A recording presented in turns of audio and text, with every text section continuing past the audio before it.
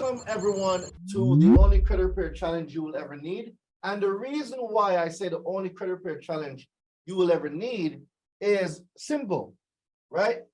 The things you're going to be learning here, a lot of people don't know stuff that you're about to learn.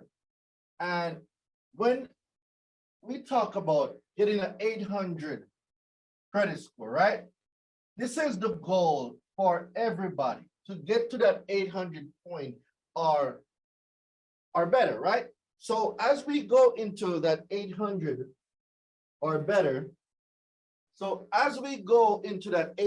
or better, there's a few things we need to think about. So your consumer report, right? Your consumer report versus FICO.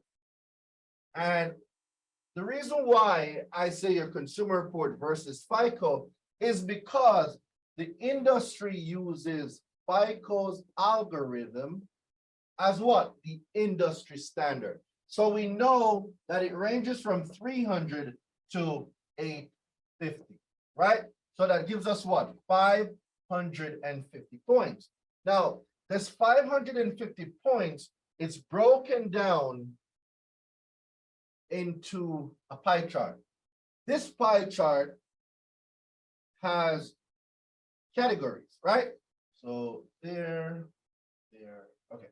So we have 30, we have 35, we got 15, we got 10 and 10. Now, if my pies don't look portioned, please forgive me, right?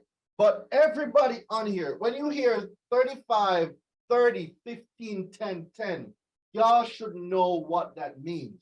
35, 30, 15, 10, 10. Let me see y'all drop it in the chat.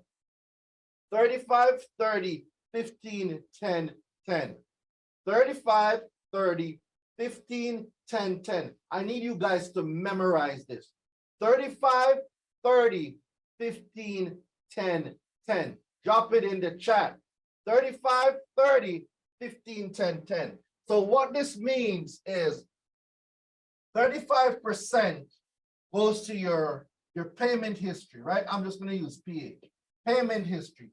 30% is your utilizations, right? I'm going to just put UL, utilizations. 15% is your age, right? 10 is your mixture of credit, the mix, and then the other 10 is new credit, right? So your 550 points is equal to 100%. This 100% now is broken down into these parts. So now when you look at it, right? Bring this over. Y'all see how cool my whiteboard is? So when we bring this over now, we know, can someone tell me what is 35% of 550? Can someone tell me? Drop it in the chat. 192.5. Correct. 192.5. What is 30% of 550? What is 30% of 550? 165. 165. Okay. What is 15% of 550? 82.5. Correct. 82.5. Now, what is 10% of 550? 55 points and 55 points. Together, this gives us a total of 550 points. Now, to your question, Keyshawn, is to maximize on that 800, we need to hit all the categories. So with your payment history needs to be 100% payment history. Your utilizations should be 10% or less. 10% or less. Your age needs to be 3 years or better.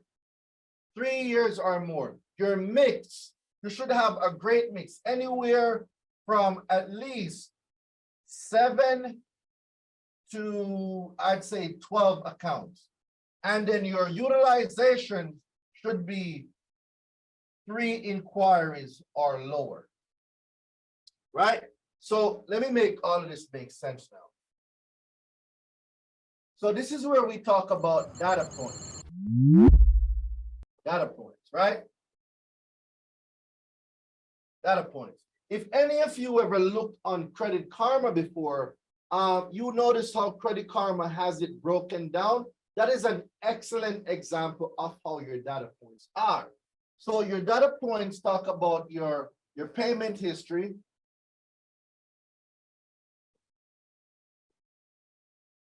being 100%. Your utilization, your utilization being 10% or less. Now, you'll see some people say 30%. Think of 30% as getting a C in class. 10% or lower is getting an A. Does that make sense? 20% is getting your B. So the closer you are, it's 10% or less, but it is never 0. Okay? 10% or less, but never 0. You want even 1% reported. All right? 1% reporting is better than 0 because the FICO algorithm needs some usage.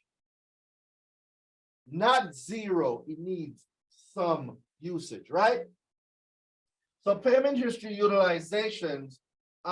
Next is your length of credit history. So LENGTH, length of history, right? Length or history. So this is where a lot of people now fail because, and I won't say fail, but this is the part that they kind of don't have no control of unless they get some authorized users or some trade lines. You want 3 years or better, right? Now, if you have a younger age, you can get some what? Authorized users / trade lines. This is the part that gets you there. That if you're short on years, you want to use that authorized user or go get some trade lines to boost your years. So now, when we go into 1, 2, 3, the mixture, the mix. So the mix now, we're talking about revolving, REVOL, right? So revolving. So revolving credit are credit cards. So when it says revolving, I want you guys to picture a swinging door, right? So you use it, next month you can use it again. You use it, you pay it off, you use it again. That's revolving credit. So I can use it, I pay it off, I have it to use again. Does everybody get what I'm saying? That's revolving credit. I can use it, I pay it off, and I can use it again. And as long as I keep paying it off, I can reuse it. So drop yes in the chat if you guys get the revolving part of the credit. Credit cards are excellent revolving accounts that can boost your credit scores significantly. Now, the next thing we want to look at is installments, right? INT. Installments. Now, installments are lines of credit that has a predetermined time when it finishes. So, like a personal loan, a car note, a mortgage. Those are installments. So you'll pay them for 72 months, 10 months, 12 months, whatever. It has a date that on that date, the payments stop. So they're installment over a period of time. Does that make sense? So that's the big difference between installments and revolving. Revolving is you can use it for 100 years. As long as you use it and pay it off, you can use it again. But with installments now, it has a predetermined stage where those payments will come to an end.